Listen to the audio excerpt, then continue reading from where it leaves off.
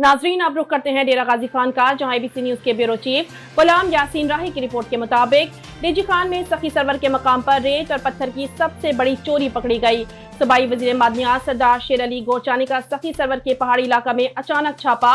रेत और पत्थर की सप्लाई में करोड़ों रुपए की बेज़ाब्तगी सामने आ गई। मकामी अफसरान और मुलाजमीन की मिली भगत से कौमी खजाने को रोजाना करोड़ों का टीका लग रहा था। सूबाई वजीर मादनियात सरदार शेर अली खान गोरचानी का अपनी टीम और मकामी पुलिस के साथ दौरा, फौरी गिरफ्तारियां और FIR दर्ज। महकमा मादनियात सखी सरवर के डिप्टी डायरेक्टर और असिस्टेंट डायरेक्टर को फौरी मुअत्तल करने के अहकाम जारी। मुलव्विस अफसरान और मुलाजमीन के खिलाफ FIR करवाने का भी हुक्म। बगैर लीज और ऑक्शन में गुज़िश्ता 2 साल से गैर कानूनी तौर पर रेत और पत्थर के ट्रक भर भर के मुल्क भर में नाजायज तौर पर सप्लाई जारी थी।